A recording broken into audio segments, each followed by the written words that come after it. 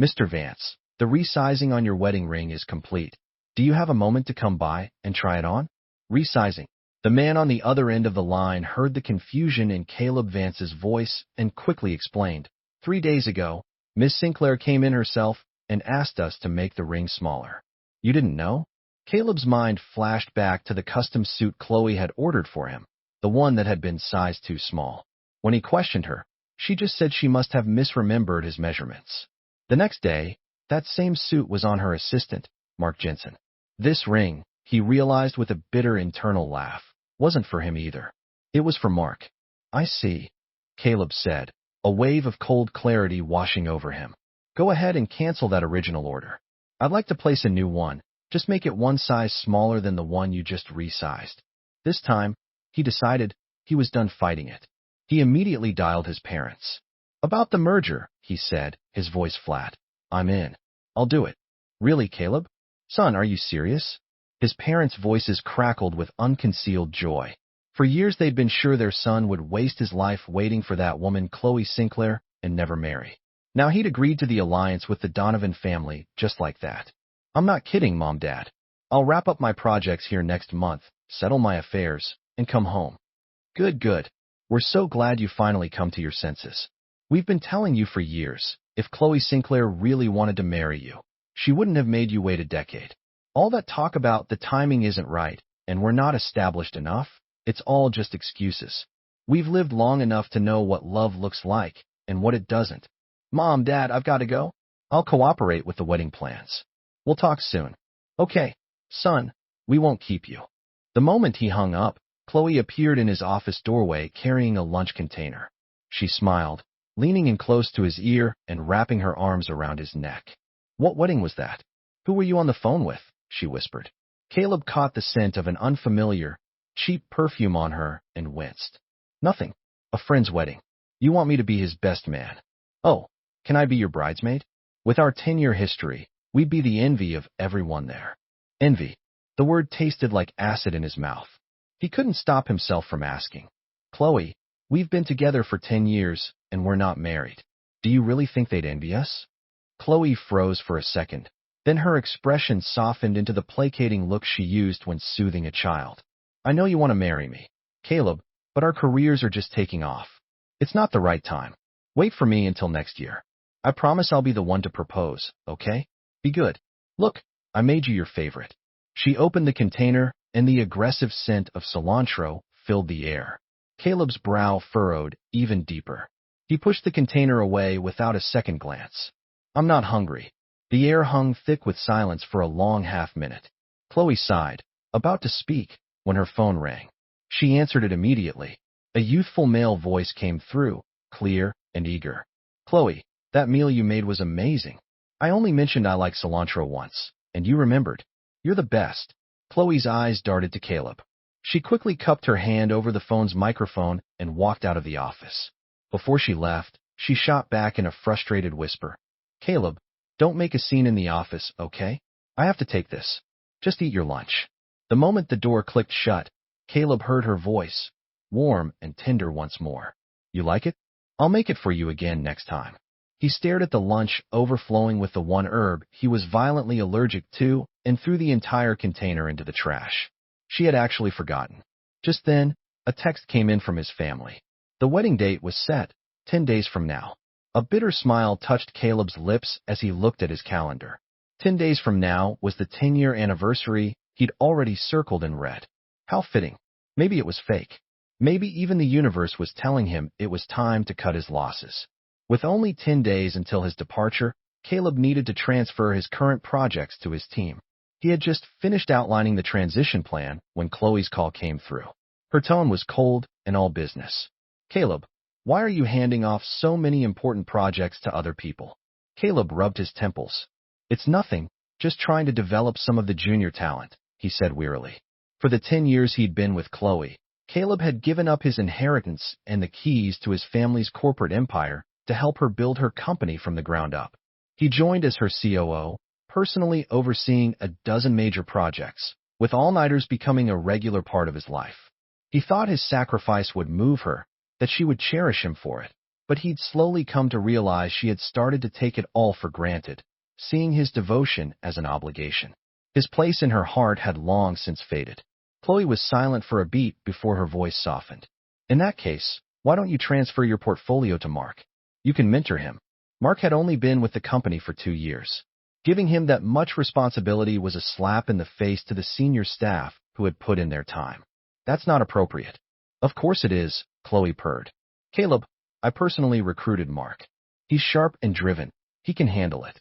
I know you want to promote your own people, and I promise I'll give them other opportunities. Please, I'll make it up to you tonight. She made a soft, suggestive kissing sound into the phone, then quickly added, as if to prevent him from arguing. It's settled then. Thanks, Caleb. Caleb let out a humorless laugh. Was she even trying to hide her favoritism anymore? He'd just hung up when his office door opened. Mark Jensen stood there, a triumphant smirk on his face. Sorry, Caleb, he said, his voice dripping with false modesty. I told Chloe I didn't want to take over your work, but she insisted, said it would be a good growth experience for me. You don't mind, do you? Caleb couldn't be bothered to argue with him. He simply dropped a thick stack of files onto his desk. Don't mind at all. It's all here. If you want it, it's yours. Aren't you going to train me? How am I supposed to know how to do all this, Caleb? If you don't want to give this to me, you can just say so. You don't have to humiliate me like this.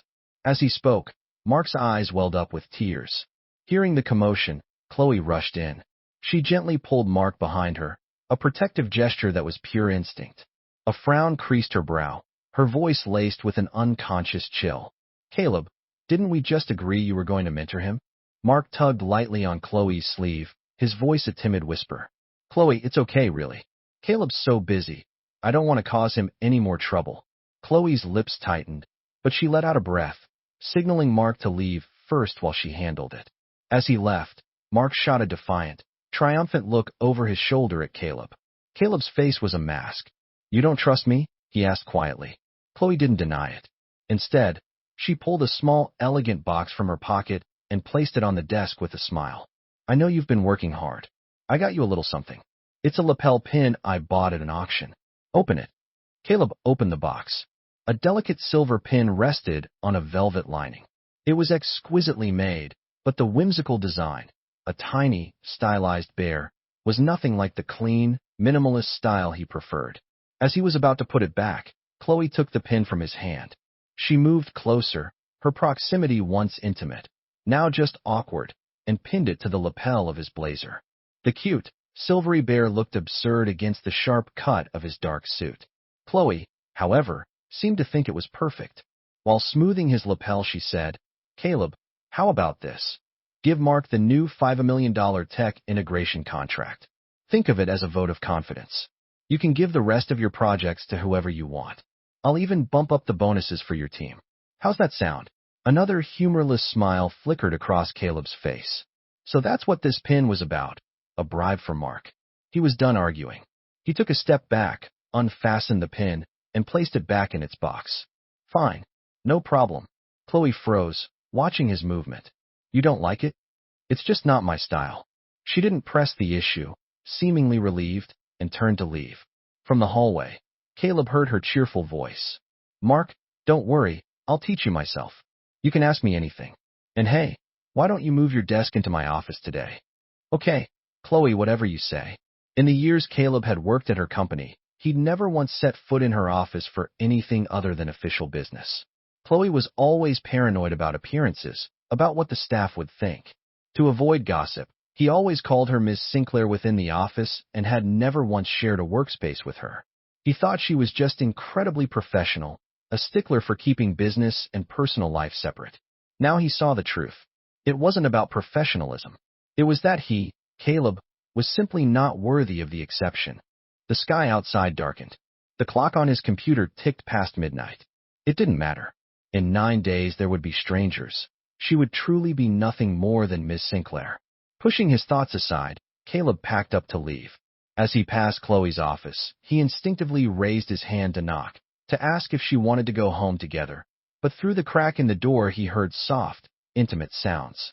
Stop it. Mark, be good. Chloe, it's my birthday today. You promised you'd give me a pin, remember? Did you forget about me? Of course I didn't forget. I gave that pin to Caleb. You know how it is. We needed to sign off to get you that contract. I'll buy you whatever you want next time. I promise. Hey, I've arranged for a fireworks show. Want to go? Really? But what if Caleb finds out? Won't he be angry? He won't. He loves me too much. He'd never leave me. As long as you don't say anything, no one will ever know. Caleb's raised hand fell to his side. A self-mocking smile twisted his lips. He turned and walked away alone. The winter night was cold as Caleb walked home. The sky over Lake Union suddenly exploded in a cascade of brilliant colors. The display was so spectacular that people on the street stopped to watch. He remembered the first birthday they had spent together, when Chloe had set off a massive fireworks show just for him. She had hugged him tightly, swearing, "Caleb, from now on, every year on your birthday, I'll do this only for you." But that special treatment had vanished 2 years ago, right after Mark joined the company.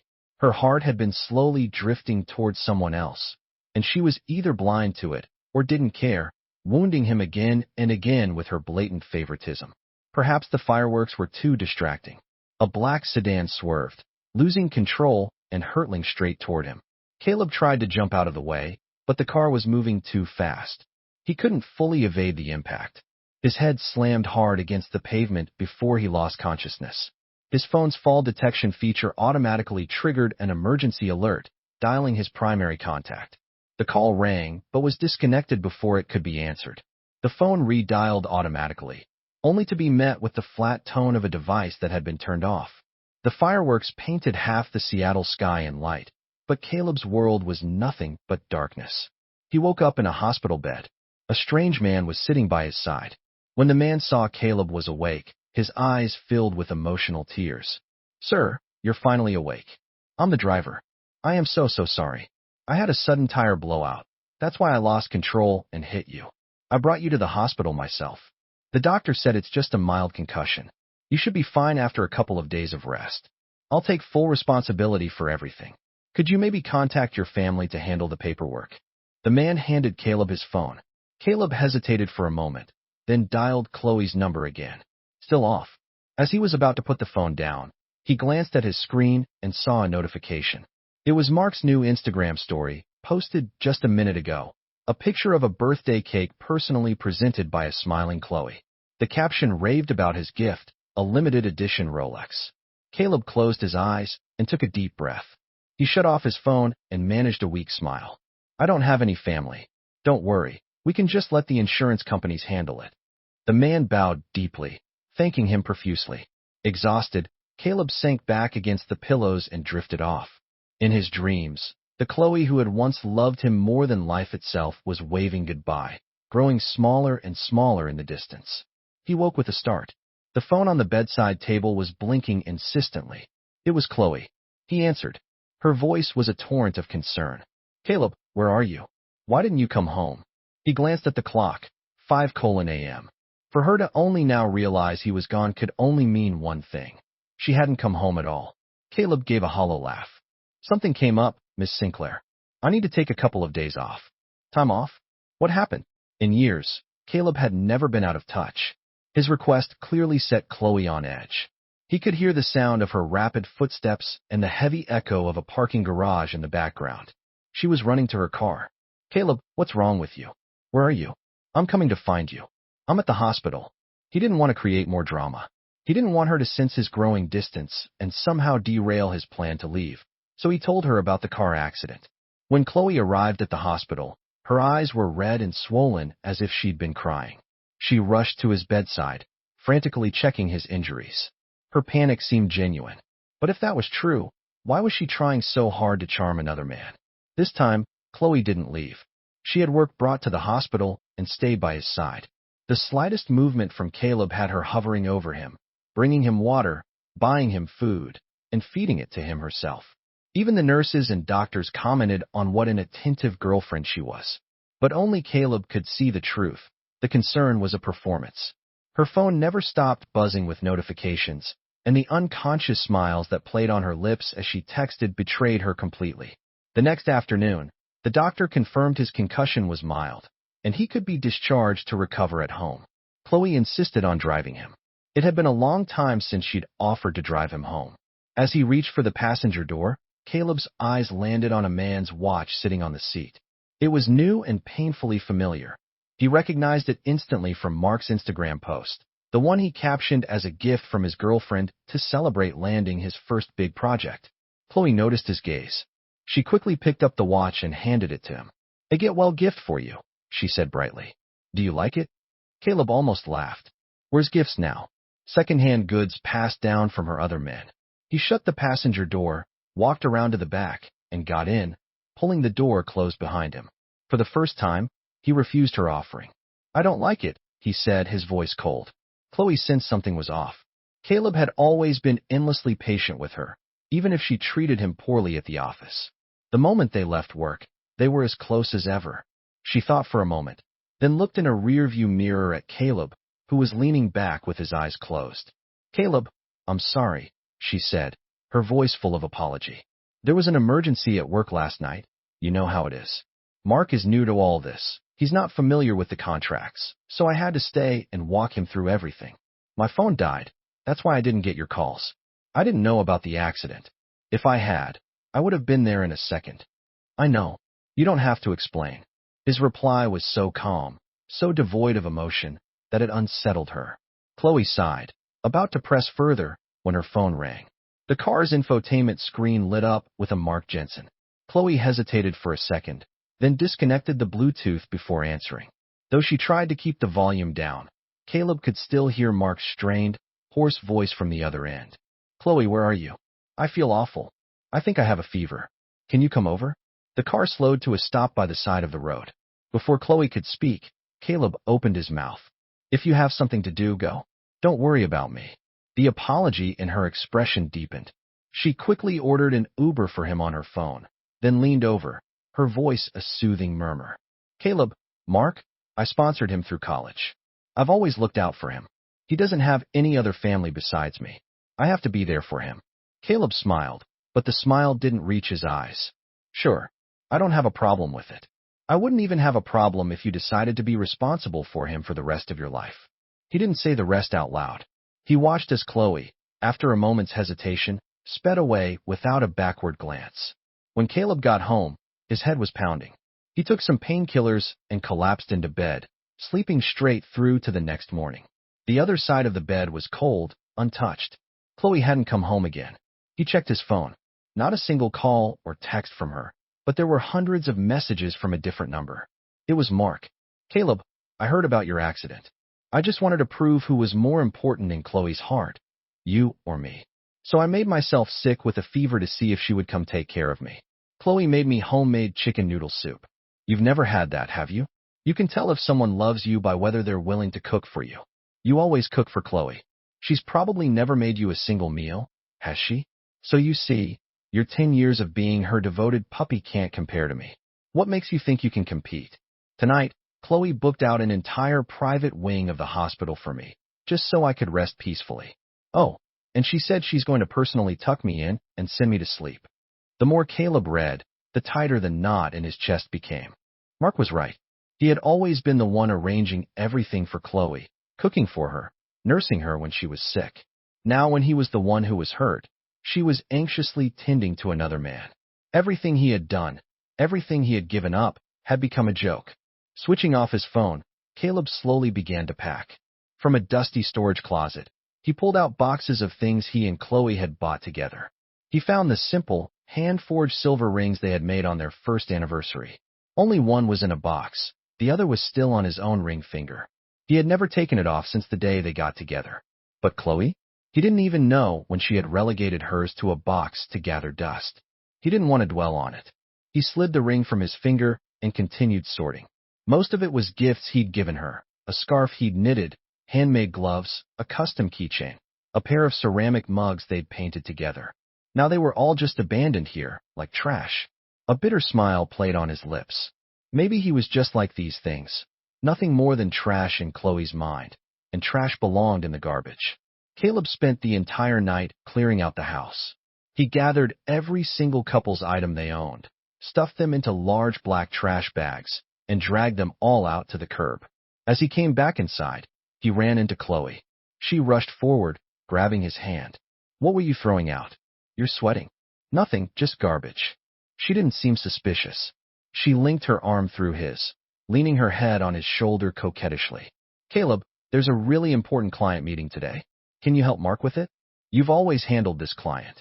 So you disappear for a day, and you come back just to ask me for this? Chloe looked down. She was a proud, strong-willed woman, but for Mark, she was willing to humble herself. Caleb, I know you're a generous person, and this is for our future, right? Once Mark is up to speed, it will make your life easier, too. You'll be able to step back and do the things you really want to do. Before Caleb could answer, she was pulling him by the arm and leading him to the car. They arrived at a private room in an upscale hotel. Mark was already there, waiting with a client. Chloe naturally took a seat next to Mark. She gestured to the empty seat beside the client, a man named Mr. Thompson. Caleb, why don't you sit next to Mr. Thompson? Mark is on medication for his fever and can't drink. You can cover for him. Caleb's brow furrowed. This time, he didn't humor her. He refused outright. Sorry, I can't drink either. At his words, the client, Mr. Thompson, shot an irritated look at Chloe. Miss Sinclair, what's going on here? We've always had a smooth partnership. Why all the drama now? I can see Mr. Vance has a bandage on his head. I get that he can't drink, but you're telling me your assistant can't drink either? What kind of assistant can't hold his liquor? Mark immediately put on a wounded expression, raising his glass. Chloe, I know it's not Caleb's job to drink for me. I should just drink it myself. You're on antibiotics. Are you trying to kill yourself? Chloe snapped, then shot a disappointed look at Caleb. Caleb, it's a mild concussion. What's one drink going to do? If you won't show Mr. Thompson some respect, then I will. Caleb let out a sharp, derisive laugh. He snatched the glass from Chloe's hand and threw the liquor back in one go. The fiery liquid burned its way down his throat, making him cough. The alcohol slammed into his brain, bringing on a fresh wave of throbbing pain. Are you satisfied now, Chloe? The next second, the pain and alcohol overwhelmed him. Caleb pushed past the stunned group at the table and staggered out, fighting to stay upright. Chloe didn't follow. He walked alone down the street, the cold wind seeping into his collar, slowly clearing his head. The familiar streets blurred with memories of him and Chloe, moments that now felt like they belonged to another lifetime. He thought back 10 years, to when he'd given up his inheritance to be with her. His family had cut him off completely, trying to force him home, but Chloe hadn't cared. She had curled up in his arms, held him tight, and promised, Caleb, trust me, soon we'll have our own home. I'm going to prove to your parents with my own 2 hands that you made the right choice. He had held on to that promise for a decade, but now he didn't know. How much time had passed before his phone rang again? It was Chloe. This time, Caleb didn't want to be her on-call servant. For the first time, he declined her call. A moment later, it rang again. He answered with a scowl, but it was a strange woman's voice on the other end. Mr. Vance, you need to come quick. Miss Sinclair got into a fight with a man in the private room. They're really going at it. Please, come break it up. Chloe in a fight. Chloe was assertive, but she never picked fights. And tonight's dinner was with Mr. Thompson, the company's biggest client. In situations like these, Chloe was always smooth, charming, and diplomatic. How could she possibly get into a physical altercation? Caleb rushed back. When he arrived, the room was in chaos. Mr. Thompson was pressing a hand to his forehead, blood seeping through his fingers and dripping onto the floor. Chloe was clutching a broken bottle, fiercely shielding Mark, who cowered behind her. What happened? At the sound of his voice, Chloe finally dropped the bottle. Caleb could see she was trembling uncontrollably. Even so, she remained firmly in front of Mark. Mark's eyes were red, as if he'd been grievously wronged. He clutched Chloe's arm, his voice shaking. Chloe, what are we going to do? You shouldn't have hurt Mr. Thompson for me. I could take a little mistreatment, but you can't throw your whole life away for this. As he spoke, he started to cry. Chloe looked at Caleb, her expression complicated. She turned and patted Mark on the back. It's okay. You go outside first. I'll handle this, okay? Mark sniffled, wiping his tears as he left. Mr. Thompson pointed a trembling finger at Mark's retreating back and snarled. You coward. Letting a woman protect you. And you, Miss Sinclair, I never thought after all our years of business you'd smash me over the head for some pretty boy. Today, you either hand that kid over to me or you pay the price for him. I'll see you in jail. Caleb understood immediately. He knew Mr. Thompson's reputation. He had a preference for men, especially the innocent-looking type like Mark. But in this business, you had to learn to handle these situations yourself. He never imagined the normally unflappable Chloe would lose control like this for Mark. He remembered a time back when the company was just starting, when Mr. Thompson had tried to haze him, forcing him to drink until he'd thrown up blood. Chloe hadn't lost her cool then. But this time, for some reason, the sting of it didn't hurt as much. He calmly helped Mr. Thompson clean his wound, then turned to Chloe, his voice stern. "Miss Sinclair, don't you think you owe him an apology?" "Me? Apologize?" Chloe stared at him in disbelief. She thought Caleb was here to back her up. What was this? Caleb's impassive expression made Chloe feel like something was terribly wrong, but any thought she had was cut short by a pained cry from Mark in the hallway. "Caleb, this wasn't my fault. I have nothing to apologize for. Please, I'm begging you, handle things here for me, okay? Mark is hurt. I have to go check on him. Call me if anything happens. I'll come right back." And with that, she abandoned Caleb and rushed out, pulling Mark with her. Mr. Thompson was too slow to stop her, but he gave a nod to his men, who blocked the door. He turned to Caleb, his voice dripping with sarcasm. "Well, your girl and her boy toy are gone, Mr. Vance. It's not that I want to make things hard on you, but she's the one who left you here to deal with me. So you tell me, how are we going to settle this tonight?" Mr. Thompson eyed Caleb with a predatory gaze, then gestured to the dozen bottles of whiskey his men placed on the table. "Fine, Mr. Thompson. As long as it makes you happy, I'll drink." Caleb clenched his fists, then let them relax. A bitter smile touched his lips as he silently picked up a full bottle of whiskey and started drinking straight from the bottle, like a man with a death wish. 1 bottle, 2, 3. By the time he'd finished every bottle on the table, Mr. Thompson was on his feet, applauding. "That's a real man. But let me give you a piece of advice. That woman, Chloe, she's not worthy of a man with guts like you. Her heart, it's already been stolen by that pretty boy." Caleb, fighting a splitting headache in the haze of alcohol, couldn't stop the tears from mixing with his laughter. "I know," he slurred. "This is the last time I'll ever do this for her. Thank you, Mr. Thompson." After the client left, Caleb collapsed weakly into a chair. His legs felt like they were made of cotton. He couldn't stand. Helpless, he reached for his phone to call Chloe, but when he unlocked it, he saw a picture message from Mark. It was a photo of Chloe, her eyes red-rimmed with concern, tenderly applying medicine to what was clearly just a bruised ankle. Then she leaned in and kissed him softly on the lips, her expression full of heartbreak. The caption read, "Mark, I'm so sorry. This is all my fault. I never should have taken you to see Mr. Thompson." She was heartbroken over Mark while he was left here to rot.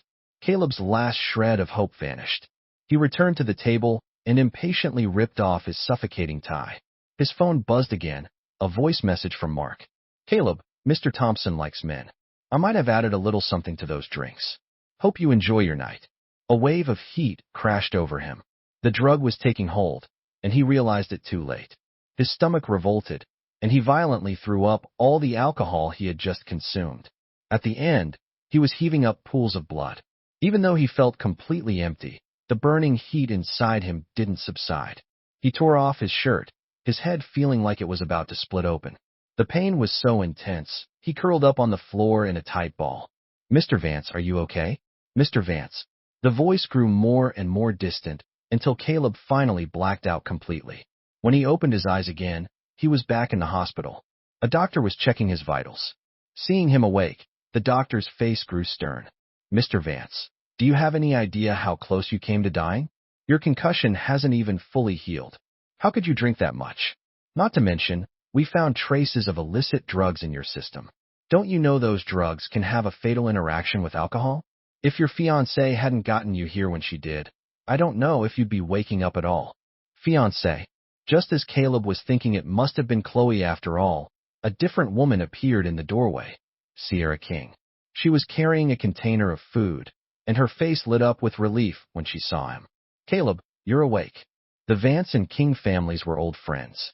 He and Sierra had been childhood playmates, but after 10 years with no contact, they felt more like strangers. He never expected to see her here. "Sierra, what are you doing here?" "I'm your fiancée. Our wedding is the day after tomorrow." Your parents told me there's a famous wedding dress designer here in Seattle, and they booked an appointment for us. I came over to try on dresses, but then I heard you were hurt. Caleb looked down, a wave of guilt washing over him. I'm sorry. I didn't realize they'd set the date so soon. I'll go with you tomorrow to try on the dress. But in your condition, I'm fine. I want to get out of this city as soon as possible, okay? After making plans with Sierra, Caleb checked himself out of the hospital early. He'd been there for a full night and hadn't received a single message from Chloe. It didn't matter. He didn't want any more entanglements with her before he left for good. From the hospital, Caleb went straight to the office to file his resignation. The HR manager looked troubled. Mr. Vance, if you're resigning, I have to inform Ms. Sinclair. He couldn't argue with policy, so he went with her. The HR manager used the landline to call Chloe's office. The moment the call connected, Mark's voice came on the line. What is it? Chloe's sleeping. The manager shot Caleb an awkward glance before explaining that he was there to resign. Mark chuckled. If he wants to resign, it must mean he's found something better. Why would we stand in his way? But Ms. Sinclair, Chloe won't care. I'll take responsibility for it. Just let him go. The line went dead. The HR manager looked at Caleb at a complete loss. Everyone in the company knew that Caleb Vance was Chloe Sinclair's man. Who would dare process his resignation? Mr. Vance, maybe we should wait until Ms. Sinclair wakes up and we can discuss it then. No need. Do as Mark said. Well, okay. With his resignation finalized, Caleb picked up the framed photo of him and Chloe from his desk and tossed it in the trash. He looked around his office. There was nothing else worth taking. He handed his ID badge to HR and left. Before walking out, he glanced at the calendar on the wall. Tomorrow was his wedding day. He called Sierra, and they met at the bridal salon. The custom-designed gown looked ethereal on her, like something out of a fairy tale. Caleb swiped his card without a second thought. It's beautiful. It would be even better with a diamond ring. A ring? I haven't even thought about it. Sierra blushed and looked down. Caleb pulled the custom wedding band he'd ordered from his pocket and slid it on her finger. It was a perfect fit. At that moment, from another fitting room, he heard Chloe's voice. She was also wearing a wedding gown, twirling in front of Mark. Mark, what do you think? Isn't it gorgeous? Gorgeous, Chloe. You look beautiful in anything. Then we'll wear this for a photo shoot tomorrow. How about that? Okay, Chloe, whatever you want. Mark wrapped an arm around her waist, their faces nearly touching. Chloe blushed. Just as they were about to kiss, her phone buzzed. She glanced at the message and immediately started texting Caleb. Caleb, I just got a notification for a charge on my card. Why did you buy a wedding dress? Caleb watched her from a distance, saw the frown on her face, and smiled faintly. For the wedding tomorrow. His fingers hovered over the keyboard as he saw the typing bubble appear and disappear on his screen. Finally, a message came through from her. Oh my God, I completely forgot. Tomorrow is our 10-year anniversary. You're planning a surprise for me, aren't you? I'm so sorry, Caleb. I promise I'll remember our anniversary next year. It's fine. It's not important. As long as you're happy. For 10 years, she had never agreed to even take a single engagement photo with him. And now she was doing a full-blown wedding photo shoot with Mark. Caleb just smiled. He could see her through the crack in the curtain, see the relief wash over her face as her frown smoothed into a smile. Yes, none of it was important anymore, because tomorrow was his real wedding.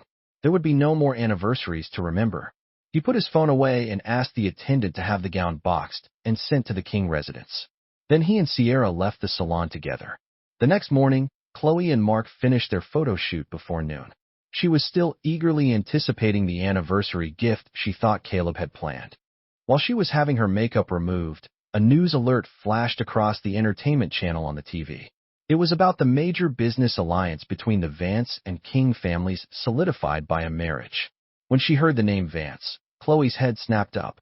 There on the screen was Caleb. He was dressed in a stunning designer suit, holding the hand of a strange woman as they walked down the aisle. Panic seized her. She suddenly remembered the wedding dress he bought yesterday. She frantically called the salon. The man who bought a wedding dress yesterday, was that Caleb Vance? And you are? The staff member asked, confused. I'm his girlfriend. That's impossible. Mr. Vance was here yesterday with his fiancée buying their wedding gown. A buzzing sound filled Chloe's ears. She couldn't hear anything else. The phone slipped from her hand and clattered to the floor. She stared transfixed at the smiling face of Caleb on the television screen. It was only then that she finally truly understood. Caleb Vance was married. Chloe, there's a new influencer hotspot restaurant that just opened downtown. It's supposed to be super romantic. Want to go check it out with me later? Mark's voice pulled Chloe back from the brink. She looked at his boyish, eager face and was suddenly hit with a chilling realization.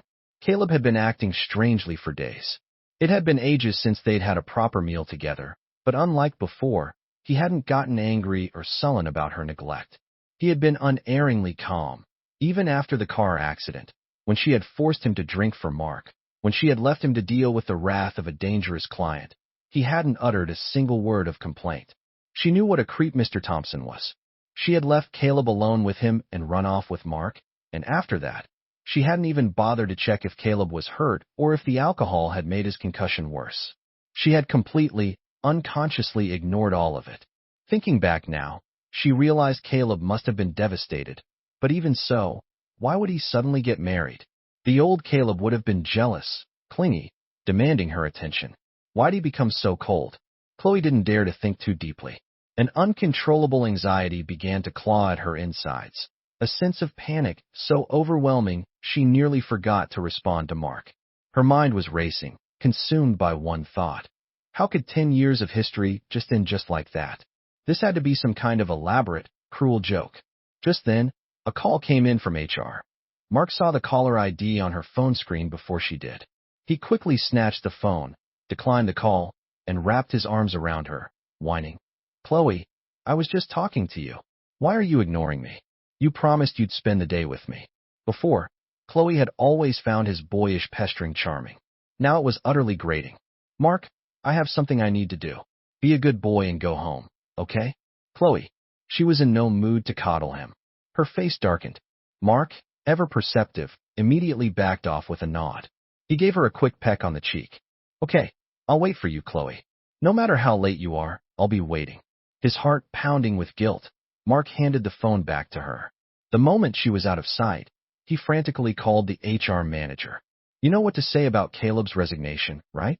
Do this for me, and I'll cover your father's medical bills from now on. But if you slip up, you can forget about ever working in this industry again. On the other end of the line, the manager hesitated, then agreed. Don't worry, Mr. Jensen, I won't say a word. Hearing this, Mark breathed a sigh of relief.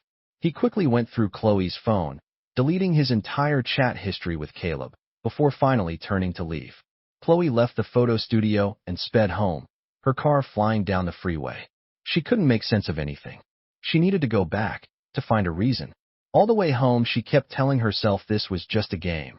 The news report was fake, a stunt he'd paid some tabloid to run. He was probably at home right now, waiting for her. If she just apologized, groveled, they could go back to the way things were. On the way, she passed a high-end jewelry store. On impulse, she pulled over and bought the most expensive diamond ring they had. She remembered the ring she'd bought for Caleb, the one she'd had resized for Mark. She had never explained that to Caleb. To appease his inevitable jealousy, she rehearsed a dozen excuses in her head, settling on the most plausible one. Just as she pulled into the driveway of their house, she got out, kicked off her heels at the door as she always did, and reached for her pair of their matching couple slippers. But when she looked down, Caleb's pair was gone. A stone dropped in her stomach. She ran inside, heading straight for their bedroom. The room was pristine, but it felt hollow, empty. Caleb, she called out tentatively. Only the echo of her own voice answered. That's when she noticed how unnaturally clean the whole house was. The framed photo of them on the nightstand was gone, leaving an empty frame behind. She threw open the closet doors.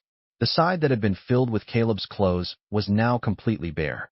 The shoe rack, once full of his shoes, was empty. The truth hit her like a physical blow. The news wasn't fake. She remembered yesterday when he told her he was buying a wedding dress for a wedding, and she'd assumed it was a surprise for their anniversary. She hadn't realized the wedding he was preparing for was his own. If she had just been a little more suspicious, if she had just confirmed the details with the salon, maybe things wouldn't have ended up like this. The thought made her knees buckle, and she sank to the floor. Forcing herself to be calm, she tried to call him, only to discover he had blocked her number. She tried WhatsApp, blocked there too. In a panic, she searched for him on every social media platform she could think of, And in that moment, she had a horrifying realization. In 10 years together, aside from his phone number and a single messaging app, she had no other way to contact him. She was adrift. She wanted to find him, but she didn't even know his family's address. All she knew was that his hometown was Boston, but she'd never once gone with him. She knew nothing about his family. Over the past decade, Caleb had invited her home to meet his parents countless times, but she had always found an excuse to decline. Their initial disapproval had made her too scared to face them, and now that cowardice meant she had no way to even begin to chase after the man she'd lost. Chloe slapped herself hard across the face, then collapsed, burying her head in her hands and sobbing. Caleb! Caleb! She scrambled for her phone, desperately searching online for any clue. The internet was flooded with news of the Vance King merger and wedding. It was easy to find the location of the ceremony. It was already past noon. The wedding was nearly over. To save time, Chloe chartered a private jet. When she finally arrived, disheveled and frantic, she saw Caleb and Sierra, dressed in her wedding gown, standing together and smiling as they bid farewell to their guests. Everyone offered them heartfelt congratulations. Only Chloe, with her tangled hair and tear-streaked face, looked utterly out of place. Caleb saw her and was surprised. Not that she was there, but that she had found out so quickly and arrived so promptly. But it didn't matter. Even if she regretted everything now, it was too late. He had exhausted all his love for her. He no longer felt anything. He smiled faintly, a polite, distant nod. "Miss Sinclair, the gift registry is by the entrance." Chloe stared in disbelief at his and Sierra's intertwined hands.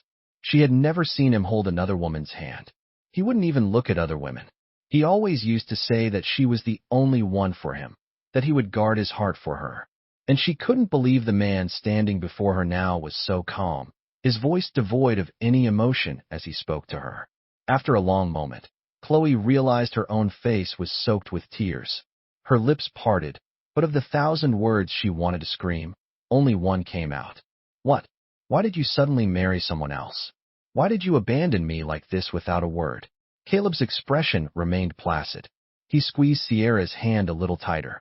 "Miss Sinclair, there is no why. You've known the answer for a long time. I will only ever love one person in my life, and that is the person by my side, my wife. Please don't bother us again." Sierra extended her free hand, a gentle smile on her face. "Hello, Miss Sinclair. I'm Caleb's wife, Sierra King. Thank you for looking after him all these years." Seeing Sierra's outstretched hand and Caleb's indifferent face, Chloe finally shattered. She couldn't bear it. The man she had loved for a decade speaking of love with someone else while she was treated like an unwelcome intruder, an object of disgust. She stumbled away, hailed a cab, and fled, as if escaping a nightmare. She told herself that what she had just seen, what she had just heard, was all a dream. She ran back to their home, curled up on the bed where they had made love countless times, and clutched the sheets to her nose, inhaling the faint, lingering scent of him. "It's okay.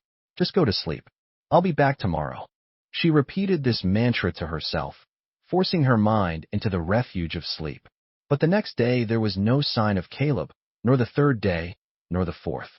Chloe didn't know how long she lay in that bed, not eating, not drinking, not answering her phone, but she never heard Caleb's voice saying, "Hey, sleepyhead, time to get up and eat. Or if you don't get up, the sun's going to be shining on your butt." She clutched the new ring she'd bought. Days without food had drained her of all strength. She stared at the ring, murmuring, "Caleb, if you just come back, I'll say yes immediately. No, I'll marry you, okay, Caleb?" In her delirium, she thought she saw him lying beside her.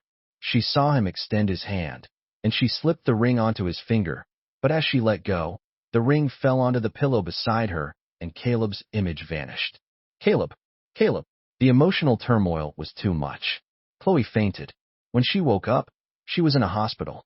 "Miss Sinclair, you're finally awake." Chloe scanned the hospital room, but the person she desperately wanted to see wasn't there. She closed her eyes in disappointment, pressing her fingers to her temples. "Why is it you?" Her assistant, Annie, fidgeted nervously. "Miss Sinclair, while you were away from the office, Mr. Jensen completely botched that $1 million deal. Mr. Thompson said he'll never work with us again. And Mr. Jensen also fired all the senior programmers who came up with Mr. Vance, which has halted development on several key projects. You have to get to the office. Chloe's brow furrowed. She shook her head wearily. Mark probably just doesn't understand company operations yet. Have my executive assistant brief him properly. I don't have time to manage the company right now. Just leave everything to my EA. But Annie bit her lip, then burst into tears. But Chloe, if you let him keep going like this, the company will be ruined. He used your favoritism to drive Mr. Vance away, and the second he was gone, he started bringing in his own people, bleeding the company dry. Why are you still protecting him? What? Chloe's mind latched onto one phrase. She repeated it in disbelief. You're saying Caleb left because of Mark? Annie froze. You didn't know? The day Mr. Vance resigned, I called you, but Mr. Jensen answered. He said letting Mr. Vance go was your decision. He also said what? Chloe's face grew darker, her voice turning to ice. Annie swallowed hard. He said you spent the whole night with him and that you didn't love Mr. Vance anymore. That's why I processed the resignation. The memory hit Chloe like a physical blow. The night Mark had hurt his ankle, she'd put medicine on it, and he'd clung to her, begging her not to leave. In a moment of weakness, she had agreed, pushing everything else from her mind. While Caleb was out there dealing with Mr. Thompson for her sake, she was at home coddling Mark. She'd coddled him until she'd fallen asleep, and when she woke up, it was morning. The realization made her want to tear herself apart. She finally understood. Caleb must have seen her blatant favoritism for Mark long ago. At first, she had genuinely pitied Mark, felt sorry for his difficult upbringing, and had taken him under her wing, but she didn't know when that mentorship had morphed into this. And Caleb? He had said nothing, done nothing. He had just silently, slowly drifted away from her. She ripped the four from her hand, changed out of her hospital gown, and strode out of the room. Annie followed anxiously. Chloe, if Mark finds out I told you all this, he'll kill me. My father is sick. I need this job, she sobbed. Chloe found the sentiment laughable. This is my company. Who besides me has the authority to fire you? Reassured, Annie followed her back to the office. Give me Mark Jensen now. The moment she arrived, Chloe ordered security to storm her own office, but Mark wasn't there. Frowning, Chloe turned and marched to the office that had once been Caleb's. Sure enough, she threw open the door to find Mark sitting smugly in Caleb's chair, his feet propped up on the desk, a look of pure greed on his face. For the first time, Chloe saw Mark for who he truly was. The innocent, harmless boy who only knew how to act cute and needy was a complete fabrication. Mark, enjoying the COO's chair? Chloe's voice was dangerously low. The sound made Mark, lost in his power fantasy, jump. He snapped upright, the avarice on his face vanishing in an instant, replaced by his usual mask of innocent charm. Chloe wanted to laugh. She had sponsored him since he was in high school. For years, she had given him her complete trust. She was only now realizing, with a sickening lurch, that she had slowly begun to favor him, to neglect the man she had loved for a decade, and all for this hypocrite. Chloe, you're finally back. I couldn't reach you. You weren't answering your phone. I was so worried about you. Mark completely ignored her question, his eyes welling up with tears as he played the part of the concerned subordinate. Just as he was about to wrap her in a hug, Chloe shoved him away and slapped him hard across the face. She snatched his phone and handed it to a security guard. Get the tech department to recover everything on this. Yes, Miss Sinclair. The sudden shift left Mark stunned. He had no idea what had happened. Chloe, what's going on? Why'd you take my phone? He whined. Chloe grabbed him by the throat, her voice a venomous hiss. You're the one who forced Caleb out. You told him I spent the night with you, didn't you, Mark? Do you really think I'm too stupid to see through your pathetic little games? Mark's heart hammered in his chest, but then he remembered. He had meticulously deleted every message related to Caleb. She wouldn't find anything. He immediately started crying.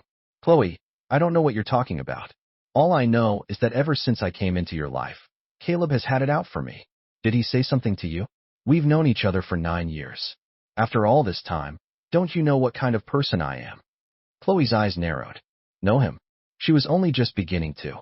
And the most bitter irony was that she had driven Caleb away for a worthless creature like this. She sat down on the nearby sofa, ignoring Mark's crocodile tears, and tapped her fingers on the table, waiting. A short while later, a technician brought the phone back. Miss Sinclair, we've recovered all of Mr. Jensen's deleted chat logs. Mark's face went white. He lunged for the phone, but the guards blocked him. Chloe took the phone and scrolled through the messages.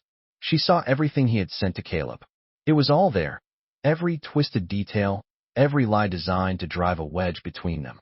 It was Mark who had made Caleb give up on her completely. Her knuckles turned white as she gripped the phone. With a cry of rage, she hurled it against the wall, where it shattered into 100 pieces. Then she lunged at Mark, her hands closing around his throat again. Mark, I sponsored you. I took you in because I felt sorry for you. Did you really start to think you were something special? Mark's face turned blue. Just as he was about to lose consciousness, Chloe released him. He collapsed to the floor, gasping for air, and crawled on his knees before her. Chloe, I did it because I love you. Didn't you say you wanted to keep me by your side forever? Forever? You think you're worthy? Chloe's face was a mask of cold fury. She turned to Annie. Mark Jensen has disrupted company operations and is responsible for the loss of a $50 million contract. Terminate him immediately. Annie, get the legal department. I want to pursue full damages for gross misconduct. Yes, Miss Sinclair. Annie nodded immediately. A few moments later, all of Mark's belongings were unceremoniously dumped in the hallway. He tried to plead with Chloe, but she wouldn't even give him a second glance. After he was gone, Chloe sat alone in Caleb's old office and wept. In her haze of grief, she spotted a small white object under the desk, a lapel pin. She remembered it now. The gift she'd originally bought for Mark's birthday, the one she'd used as a cheap bribe to get Caleb to hand over a contract. But Caleb hated cutesy, cartoonish things. He was a mature, sophisticated man with refined taste. She had completely ignored that, one of 100 glaring signs. Chloe slapped herself again, hard, consumed by regret. But she wasn't ready to give up. A thought sparked in her mind. Caleb's marriage to Sierra was a business arrangement, an alliance. There couldn't be that much real emotion involved. If she could just win him back, everything could go back to the way it was. With this sliver of hope, Chloe booked another flight, this time to Boston. Meanwhile, Caleb and Sierra were planning their honeymoon. When Caleb's parents heard, they immediately pressed a black credit card into Sierra's hand. Sierra, dear, we've already arranged for the private jet. You two go wherever you want. Don't be in a hurry to come back. And if Caleb gives you any trouble, you call us immediately, and we'll deal with him. Sierra beamed. I will, Dad, Mom. The words, Mom, and Dad, made Caleb's parents grin from ear to ear. After packing his bags, Caleb took Sierra's hand and said goodbye to his family. On the way to the airport, Sierra fidgeted with her fingers, then asked tentatively, Caleb, what you said the other day, was it true? Caleb was engrossed in researching travel destinations on his phone and didn't immediately register her question. That you'll love the person by your side forever? That you'll grow old with me? Sierra's voice trailed off as she looked down, blushing. Caleb put his phone away and took her hand in his. Do you trust me? I do. I know what it's like to be betrayed by someone you've loved for a decade, so I'm not expecting you to fall in love with me overnight. I'm willing to wait, Caleb. And if you're not ready to be in a real marriage, I can play along for our families. If you regret this later, I won't force you to stay. I just want you to be happy, Caleb. The truth is, I've always loved you, from when we were kids until now. That's never changed. I could wait for you for 17 years. I can wait for you for a lifetime. Caleb was stunned by her confession. What kind of love could endure in silence for over a decade? After the shock wore off, he was filled with a profound sense of gratitude. His eyes welled up as he made her a solemn promise. Sierra, for the rest of my life, there will be no one else but you. When Chloe arrived at the Vance family mansion in Boston, Caleb and Sierra were already on their plane. Caleb's parents had the butler refuse her entry, but Chloe was stubborn. She stood at their gate, pleading. Where did Caleb go? Mr. and Mrs. Vance, please, I'm begging you, tell me. We were together for 10 years. It can't just end like this. Caleb's parents stood at an upstairs window, looking down at Chloe with disdain. You finally learn to swerve after you've already crashed the car into a wall. You finally buy the stock after it's already skyrocketed.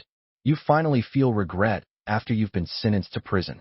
You finally remember to wipe your nose after the snot has already run into your mouth. Is that it, Chloe? Our son waited for you for 10 years. Where were you then? Chloe had no answer. She bit her lip and her knees slowly gave way, sinking to the pavement as she bowed her head toward the house. I'm sorry, Mr. and Mrs. Vance. I failed Caleb. It was my fault. But please, I'm begging you, just give me one more chance. I can't live without him. Caleb's mother scoffed and pulled the curtains shut without another word. That evening, when Caleb's parents were heading out for their customary walk, they opened the front door and recoiled in shock. Chloe was still there, kneeling on the cold stone of their driveway. For God's sake, this girl, Caleb's mother muttered. When it was time for you to be devoted, you abandoned our son. Now that he's starting a new life, you show up here playing the tragic heroine. Was this a movie? Chloe remained motionless, her posture screaming her refusal to leave until she knew where Caleb was. His mother was about to call security to have her removed, but Caleb's father stopped her. The Vance family was prominent in Boston, everyone knew them. Chloe kneeling in their driveway was creating a scene, making it look like they were bullying her. He couldn't have that. He sighed and helped Chloe to her feet. What are you doing? I'm not going to ruin my son's happiness just because I feel sorry for her, his wife hissed. I know that, his father replied quietly, but we can't just let her kneel out there. Caleb is about to take over the company. I don't want any scandals attached to his name right now. He escorted Chloe inside, her eyes swollen shut, her makeup ruined by tears. Ms. Sinclair, he began, his voice firm but not unkind. You know he always wanted Caleb to take over the family business. But for you he was willing to give up everything. I have no doubt that his feelings for you were real. But what about you? In all those years, what did you ever do for him other than give him empty promises and make him wait for a decade? You brought him nothing but heartache and despair. If you truly want to know what Caleb is thinking, you'll have to find him yourself. He and Sierra are on their honeymoon.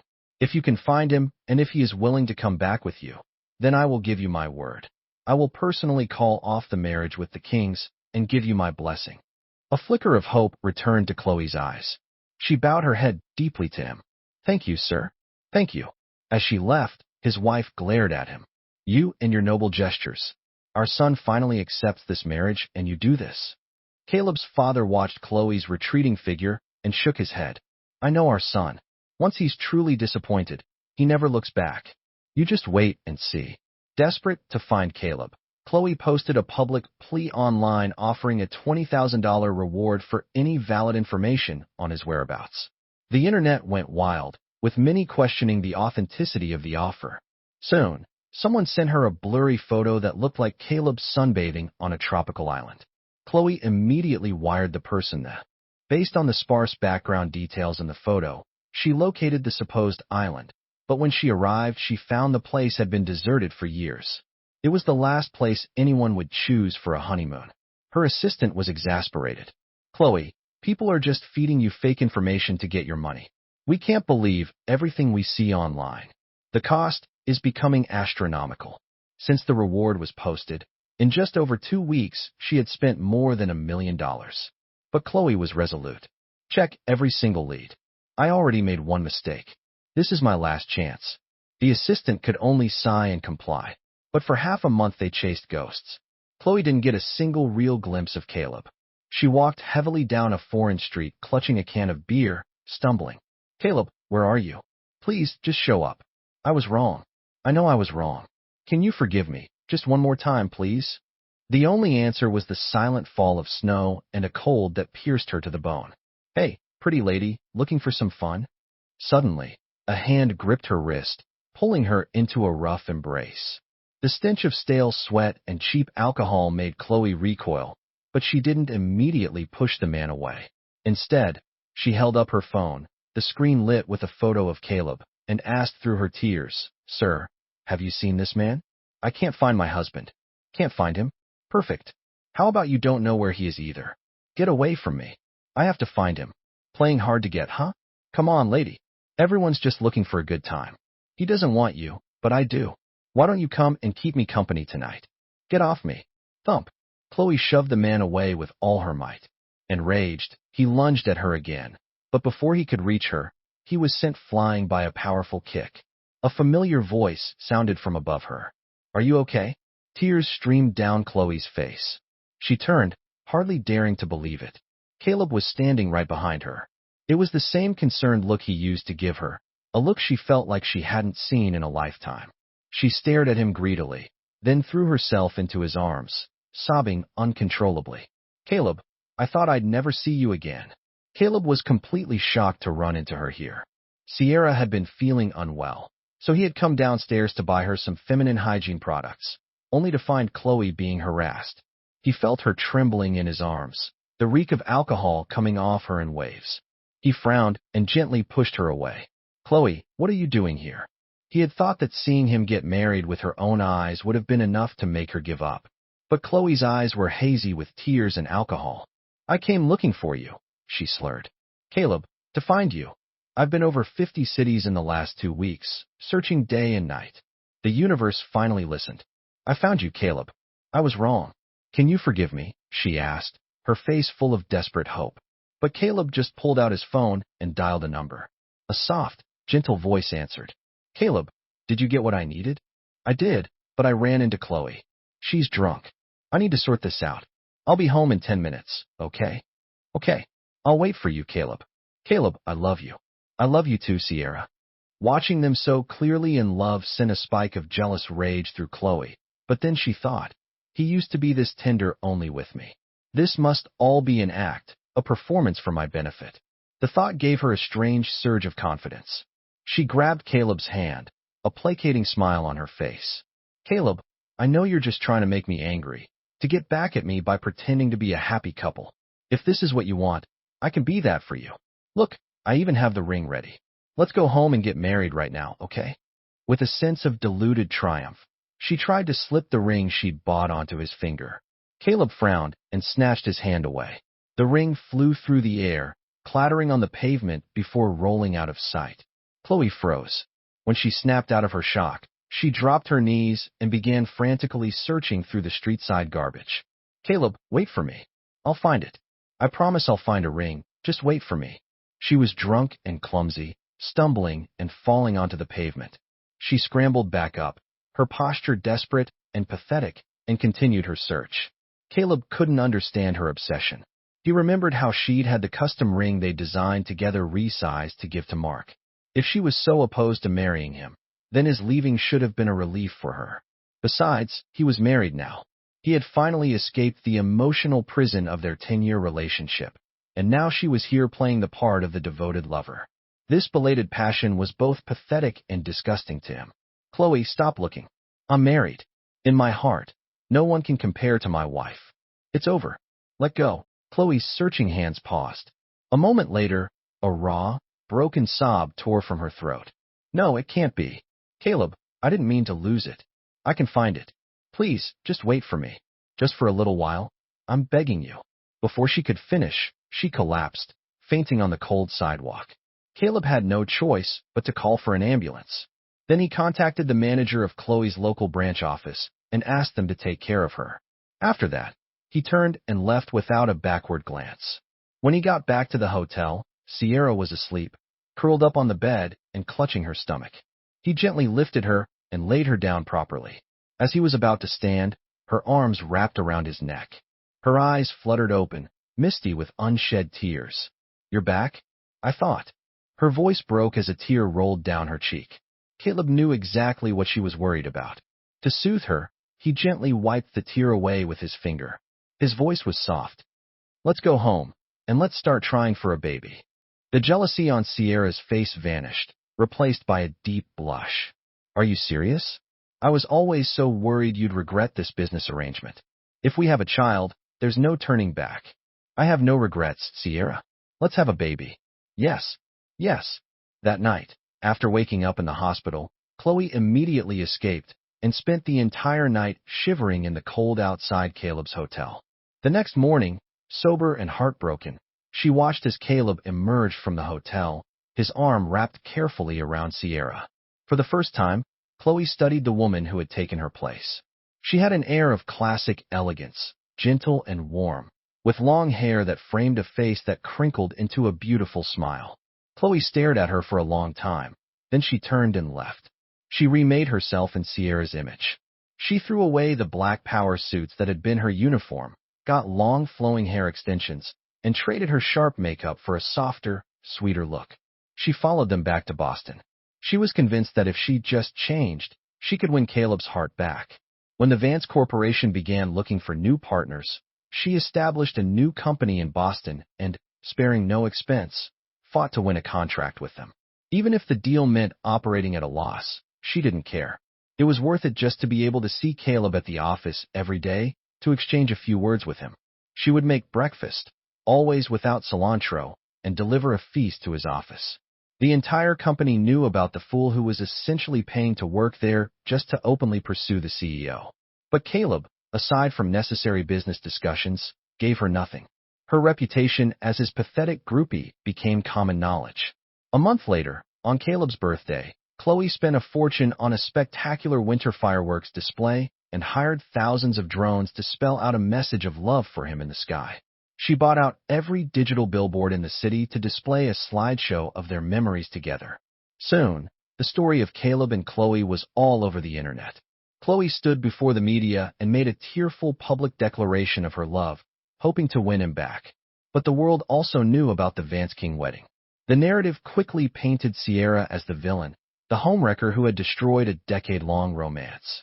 People protested outside the headquarters of the King family's cosmetics empire, throwing their products at the building and demanding a boycott of the vixen who had stolen another woman's man. Through it all, Caleb remained unmoved. He stood by Sierra's side, facing the storm of public opinion. He used his actions to show that his and Sierra's love was real. He went on national television and declared his love for Sierra, saying he owed her everything. It was then that Chloe stepped forward. She took all the blame, explaining that it was all a misunderstanding. She knelt before the cameras and apologized to Caleb, thereby redirecting all the public's fury onto herself. She endured threats, insults, and was publicly shamed. Covered in bruises from a recent encounter with an angry mob, she found Caleb. "Caleb," she asked, her voice trembling, "can you forgive me now?" Caleb looked at her. She was like a different person. The old Chloe would have fought back like a tiger. This new Chloe was as docile as a kitten, allowing herself to be battered and broken. She looked pitiful, helpless, but he was no longer moved by her performance. He just smiled faintly. "Chloe, can you please stop? My wife is pregnant. She needs peace and quiet." "Pregnant?" Chloe stared at him, stunned. Caleb, happy and relaxed, pulled out an ultrasound photo and showed it to her, sharing the news like you would with any old friend. "We just confirmed it. I'm going to be a dad." Chloe took the photo from Caleb's hand and stared at it. When she confirmed it was real, tears streamed down her face, her lips trembling uncontrollably. "No, Caleb, that's impossible." "Chloe, what's in the past is in the past. We were together for 10 years, but that doesn't change the fact that we broke up. Our relationship ended the day you had my ring resized for someone else. It took me months to cut you out of my life, and now my own life has finally begun. I won't betray Sierra, who waited for me for so long." Caleb's words echoed in her mind. She finally pinpointed the exact moment he had started to pull away, the day he'd asked her about the ring, a detail she had conveniently ignored. Every sharp word, every neglectful action she had ever directed at him had now boomeranged back, piercing her own heart. This, she finally understood, was the pain of watching the person you love fall in love with someone else. And she had been the one to inflict that pain on Caleb. Just then, Sierra came running out of the Vance mansion. She threw her arms around Caleb's neck, her voice bubbling with joy. "Caleb, I'm going to be a mom." She celebrated for a moment before noticing the devastated, collapsed figure of Chloe on the ground. "Miss Sinclair." Chloe didn't seem to hear. Like a wooden puppet, she stiffly pulled herself up from the ground and began to walk away. He was right. There was no going back. She had just been lying to herself. Now that Sierra was pregnant, all her fantasies had shattered. In the end, she was the only one who was superfluous. When she returned to Seattle, Annie rushed to find her. "Miss Sinclair, there's a crisis at the company." 5 minutes later, Chloe was in the boardroom, surrounded by angry investors and shareholders. When they saw her, their faces twisted with contempt. "Well, look what the cat dragged in. Yeah, we were really starting to think you were something special, that you could actually win back the heir to the Vance empire. Her? She doesn't have that kind of talent. The best she could do is keep a boy toy on the side for fun." The room was filled with scorn. Even senior employees she had trusted were rolling their eyes at her. These investors were all people Caleb had personally brought in, loyalists to him and the company. That was why she had felt safe leaving the company to chase after him. What had happened? Before she could process it, a thick report was thrown at her face. "What do you think you're doing?" Annie cried out. "Ms. Sinclair has been so good to all of you." "Good to us." The lead shareholder stood up, a cruel smile on his face. "When this company started, it was Mr. Vance who was out there begging and pleading for deals. When we finally made it, he didn't ask for a thing in return. He gave his shares to us, the original team.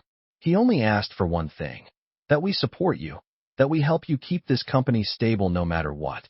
And what did you do? Look at this. Read it yourself." Chloe picked up the folder from the floor. As she opened it, her face went pale, her fingers clenched so tightly that her nails dug in her palms, drawing blood.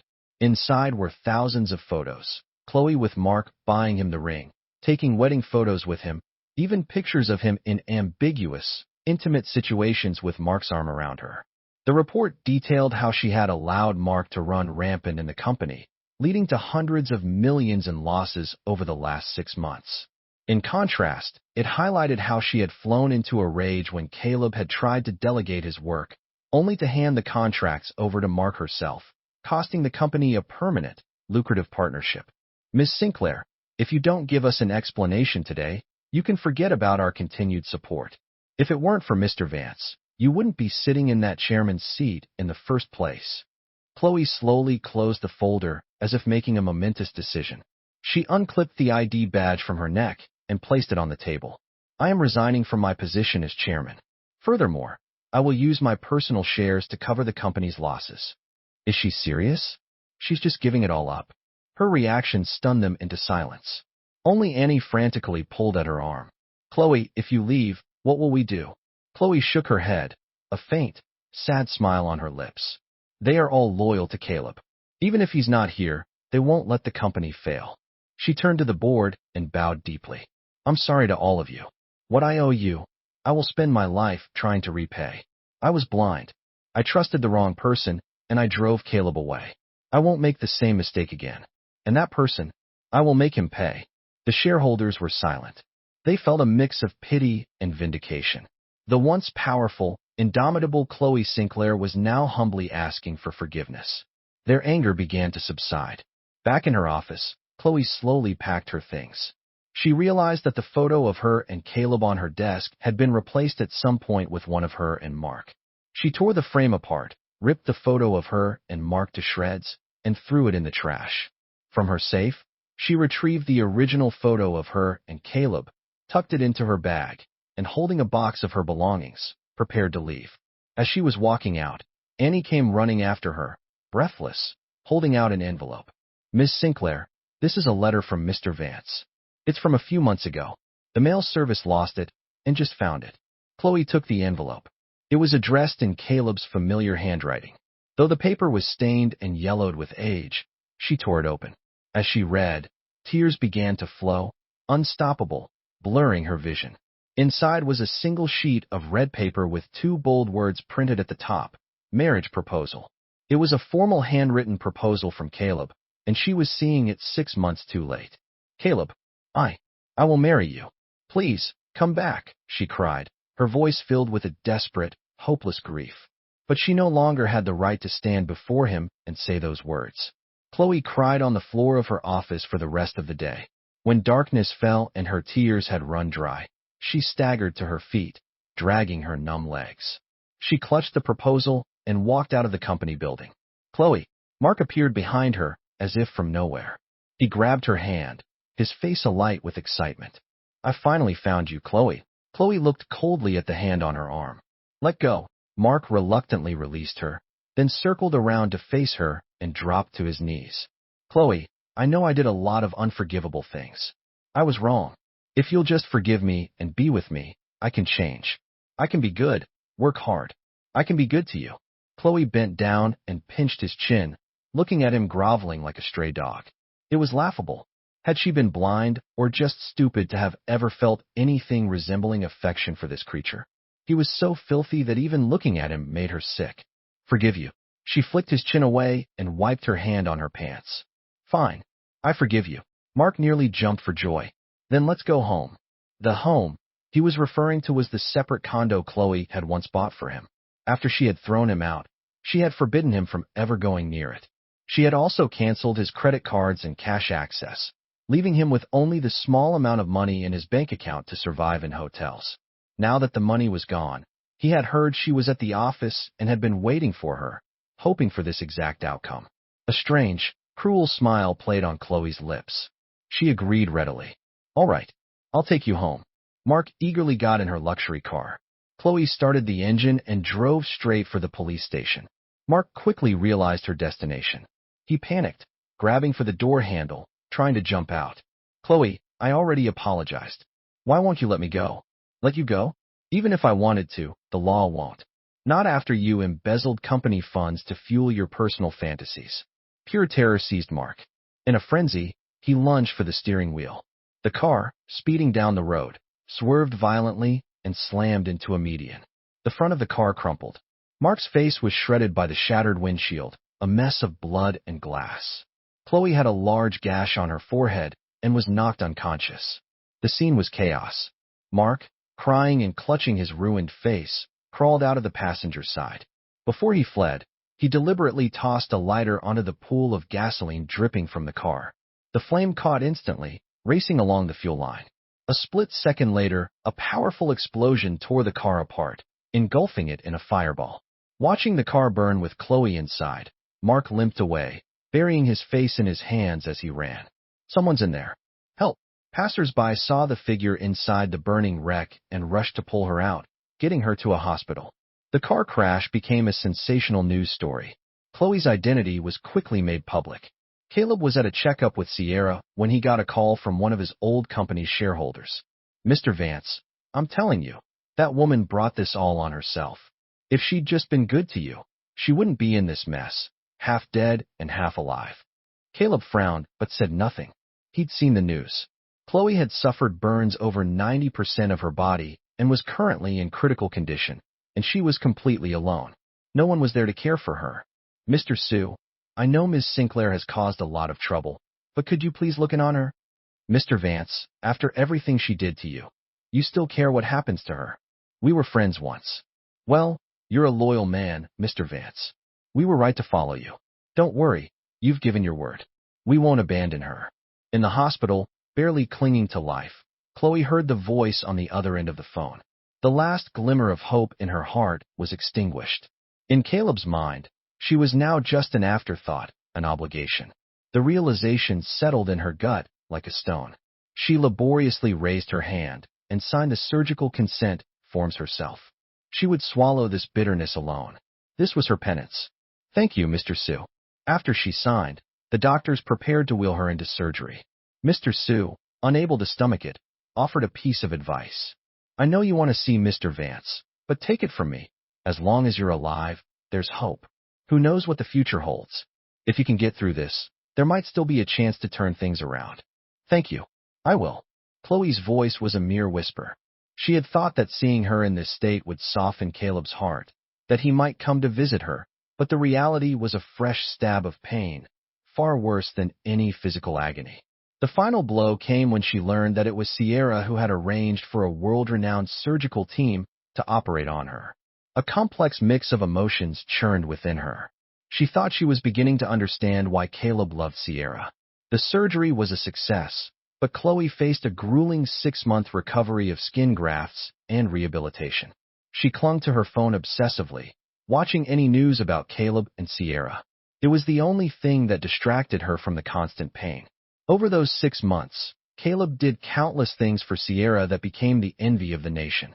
When Sierra had a late-night craving for a milk crepe cake, he went to a 5-star restaurant and learned how to make it himself. He spent millions building a climate-controlled conservatory for her to relax in, hiring top-tier nannies, nutritionists, and chefs, but still cleared his own schedule to be by her side. When she fell down, he would act silly, performing a clumsy dance to make her laugh, a dance she had once told him she hated, but one that made Sierra giggle with delight. Things she had once scorned had become unattainable luxuries. Chloe endured her 6 months of hell. Afterward, the skin on her face was almost perfectly restored, but the scars below her neck were permanent. She would have to live her life covered in long sleeves and pants, hiding in the shadows. Just then, news came from the Vance family. Sierra had given birth. On instinct, Chloe bought a ticket to Boston. 6 months of soul-crushing longing had worn her down. She just wanted to see Caleb's happiness from a distance. That would be enough. The entire city celebrated the new addition to the Vance family. At the lavish party, Caleb carefully held his newborn son with a beautifully dressed Sierra by his side. They were the picture of a perfect family. Chloe watched from a dark corner. As if feeling her intense gaze, Caleb looked over. Their eyes met. He gave her a calm, polite nod and a small smile.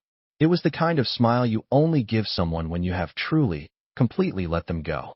The realization was a fresh wound, but one she had to accept.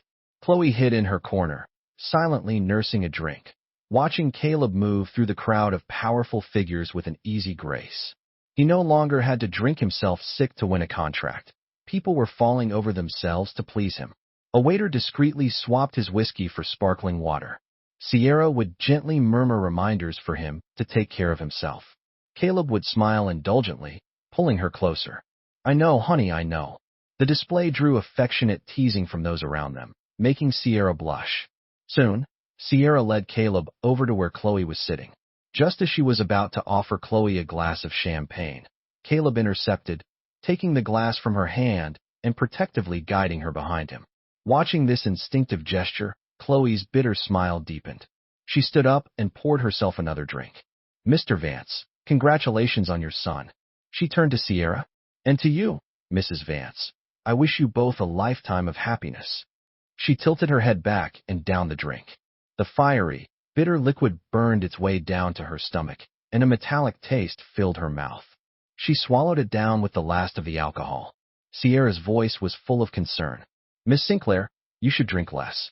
Please take care of your health." Someone who was practically a stranger was concerned for her. She glanced at Caleb, but his face was a blank canvas, calm and distant. Chloe shook her head. "It's fine. I'm fine." "Good to hear, Miss Sinclair. My wife needs to rest. Please make yourself at home tonight." With that, Caleb swept Sierra up into his arms and carried her away, leaving Chloe standing alone, and carried her towards a private lounge off the main hall. Sierra playfully tapped his chest. "Caleb, everyone's watching. Put me down. I'm carrying my wife. What's there to be embarrassed about?" Their figures faded into the distance, leaving Chloe alone at her table, drinking by herself. Later, in the lounge, just after Caleb had put the baby to sleep, he got a call from the hotel manager. "Mr. Vance, your friend is passed out drunk in the ballroom. We couldn't find any other number in her phone. What should we do with her?" "Whatever. Send her to a hotel room or call the police." "Wait," Sierra said. She took a key card from her purse and handed it to Caleb. "She's our guest. We should take care of her, Caleb. Please make sure she's settled comfortably. I'll wait for you here." Caleb kissed her forehead. Sierra had always been like this, generous, thoughtful, kind. Marrying her had healed the gaping wound in his soul. He couldn't betray that trust. He called the front desk and relayed Sierra's instructions. "There. Is that okay, my love?" Sierra gave him a playful look, then wrapped her arms around his waist, resting her head contentedly against his chest. "Caleb, do you still hate her for what she did?" Caleb stroked her hair and shook his head. "There's no love left, so there's no hate. I just see her as an old friend now, which is why I can face her without any baggage. But I don't want you to have any doubts, so I will always keep my distance." Sierra tilted her head up and gave him a feather-light kiss. In that moment, her entire childhood dream came true. The man she had loved for so long was finally completely hers. The next morning, Chloe woke up in a luxurious hotel suite. A glass of ginger tea was waiting on the nightstand, and room service had already brought breakfast. She rubbed her throbbing head and stumbled to the bathroom. As she leaned over the sink, a drop of blood fell, then another. Soon, a steady stream was dripping from her nose, running down her face and into the sink, spattering on the floor. Unable to stop it, she pinched her nose and went to the emergency room. After a series of blood tests, Chloe had a sinking feeling, but she didn't cry. She wasn't even sad when the doctor finally came back with the results and told her she had leukemia. The stone in her gut finally settled. "Miss Sinclair, with a condition like yours, there is hope for a cure if we can find a matching bone marrow donor. Your chances of survival are quite high. Don't bother. The doctor started to protest, but Chloe simply took her test results and walked out. She refused treatment because she knew the odds. She had a rare blood type. How many compatible donors could there possibly be in the world? Rather than waste her final days in a hospital, she would spend them doing what she wanted. She rented the small house next to Caleb's, renovating it to match the dream home they had once planned together. She planted the yard full of red roses, his favorite. In the center, she placed a woven bamboo swing. Caleb used to say his greatest wish was to have a small home of their own where they could sit together on a swing in their spare time, watching the sunset and the moon rise. Now she had built it, but the man she longed for was just on the other side of a wall, a world away. She would listen to the sound of a baby crying from next door to Caleb's soft, gentle voice soothing a child, and she would fall asleep dreaming that it was all happening to her, that she had a child, and she had Caleb, and they were a happy family. One day, Caleb noticed her living next door and seemed surprised. Afraid he would be angry, Chloe quickly explained, "I really like it here. I'm just staying for a little while. Don't worry, I'll be gone soon. I'll never bother you again," she thought, "because I'm ready to die at any moment." She didn't say it out loud, afraid of his disgust. Caleb just gave a curt nod, held his baby closer, and went back inside. He was struck by how much she had changed in just a few short days. She looked worn, haunted, and impossibly thin. Her obsession with him had reached a frightening level. He had moved on, but she was still clinging to the past, spending her days tending to her rose garden like a shrine. He had also noticed the wrinkled, scarred skin peeking from beneath her long sleeves. She had never once mentioned those injuries to him. Chloe was completely transformed, but the change had come too late. What did it have to do with him now? Caleb let out a quiet, mirthless laugh, shook his head, and went back to his life. Let her be. The days passed. Chloe spent less and less time sitting in her yard. Sometimes she would sleep for nearly the entire day. Sierra had known for a while that Chloe was living next door and would occasionally check in on her. Noticing that something was wrong, she went over and knocked on Chloe's door. After several minutes with no answer, she grew worried. "Caleb, something's wrong with Chloe." At Sierra's insistence, Caleb broke down the door. The inside of the house was spattered with blood on the carpets, the sofa. Sierra rushed to the bedroom and found the pink bedsheets stained crimson. Chloe was slumped over the side of the bed, her lips white, looking as if she'd been unconscious for a very long time. Caleb couldn't believe what he was seeing. On the nightstand was a handwritten will. It contained no instructions about her assets. The entire page was filled over and over with one name, Caleb Vance. Sierra's eyes filled with tears. For all Chloe's past faults, she had loved this deeply. "Caleb, you have to take her to the hospital, and you should stay with her these next few days. Take care of her." Unable to refuse Sierra's kindness, Caleb personally took Chloe to the hospital. As her friend, he didn't want anything bad to happen to her, but when he heard that she had known about the leukemia for months and had refused treatment just to be near him, he thought she was the biggest fool he had ever known. "Chloe, there's no point in doing this." The words were the first thing she heard as she drifted back to consciousness. She wasn't angry. She just greedily burrowed into his arms, inhaling his familiar scent. "You don't understand," she whispered. "Caleb, I've only just learned what it means to truly love someone. Please don't stop me from loving you. It's my only wish before I die. Just let me love you one last time.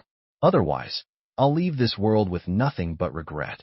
Sierra arranged for renowned specialists to treat Chloe. Chloe initially refused, but Sierra made a deal. If she agreed to the treatment, Caleb would bring her meals every day. At this, Chloe's face lit up with a childlike joy. She no longer felt any jealousy toward Sierra, only a profound sense of understanding. She finally saw that Sierra had earned Caleb's love through her generosity and gentle spirit. "Thank you, Sierra." After her final round of chemotherapy, Chloe began coughing up blood uncontrollably. Her face was ashen. The doctors ran tests and returned with grim news. "Miss Sinclair, your condition has severely deteriorated. I'm afraid you don't have much time left." "It's okay." It was enough. During this time, Caleb had sat with her every day, listening to her reminisce about their past. The small acts of care and concern he'd shown her had been all she needed. That day, when Caleb arrived in her room, he found her already packed and waiting. "Are you being discharged?" Chloe nodded. She had put on a wig and applied heavy makeup to hide her pallor. The doctor said I'm all better now. I can go home. Caleb was skeptical, but seeing her seemingly cheerful and normal, he helped her with her bags and drove her back to her rented house. Not long after they arrived, the landlord showed up. Having somehow found out about her leukemia, he was there to terminate her lease. Her belongings were thrown out onto the street. He ripped out all her rose bushes and set fire to the bamboo swing. Get this filth out of here before you try to sue me for something, he yelled. Go on, get out. Don't curse my property. Caleb witnessed the whole scene. Chloe clutched her luggage weakly, asking for his help. Caleb, your basement. Can I stay there for a little while? He refused instantly. I only brought you meals because I didn't want to upset my wife. You're recovered now. It's time for you to go home. Please don't show up in our lives again. His words were like a bucket of ice water in the dead of winter, sending a violent shiver through her. The smile froze on her face. Just as he turned to leave, she grabbed his arm in a desperate plea. Please, I don't want to leave like this. Caleb gently pried her fingers from his sleeve and walked away without a shred of mercy. But Chloe wouldn't give up. She just wanted to see him, to burn his image into her memory until the very end. She rented an apartment across from his office and waited every day on the street just to catch a fleeting glimpse of him as he came and went. Her body grew weaker by the day. She thought that perhaps this was a fitting way to die. Until one night, a black hood was thrown over her head. The next time she saw light, she was tied to a chair with a ticking time bomb strapped to her body. The timer read, minutes. A bucket of cold water was dumped over her head, and she heard another woman's cry of alarm from beside her. She turned her head and saw, to her horror, that it was Sierra. Sierra, she cried out. Chloe, long time no see. A lazy, masculine voice cut through her panic, a voice she knew all too well. It was Mark. Mark, what do you want? What do I want? Mark strolled casually in front of her. His face made her recoil. It was a grotesque landscape of jagged, raised scars, like disgusting worms crawling under the skin. He grabbed her chin, his eyes devoid of their former innocence, now filled with a dark, twisted menace. I want to put on a little show for you so you can finally stop deluding yourself that a man like Caleb Vance could ever love you. I want to show you that in this whole world, no one will ever love you but me. Chloe, if he doesn't choose you this time, you'll marry me. How about it? He crushed his lips against hers in a brutal kiss. Chloe bit down hard, splitting his lip. Blood filled her mouth too. She spat on the floor, glaring at him. Even if no one else loves me, I will never love you. Mark clenched his fist and slammed it into the chair next to her head. He glanced at the timer, then stuffed a gag in her mouth. We'll see about that. You won't have a choice. When Caleb learned that his wife had been kidnapped, he nearly went insane. He called in every favor he had, using all his resources to track her down. Soon, he received a video from the kidnapper, Sierra and Chloe tied up together. The panic in his chest subsided into a cold, hard certainty.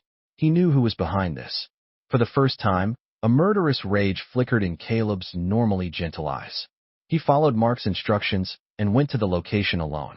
Mark stood there, holding the detonator, a triumphant look on his scarred face. You finally came, Caleb. What do you want? Mark walked behind Chloe, his voice a mocking drawl. Nothing much. I just want you to make a choice. Your new wife, or your ex, pick one. The one you don't pick, boom. I'll blow her to bits. Then she'll never be able to bother you again. How's that sound? Chloe knew what his choice would be, but a tiny, foolish sliver of hope still flickered within her. She waited for his answer. I'll give you 3 seconds. I choose my wife. The answer was instantaneous, without a shred of doubt. Caleb chose Sierra. A humorless, knowing smile touched Chloe's lips. Did you hear that, Chloe?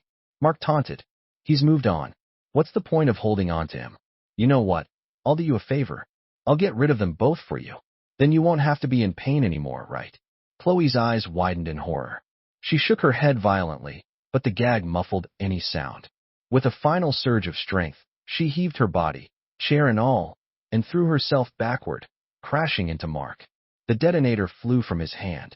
Caleb didn't hesitate. He snatched it up and ripped out the batteries.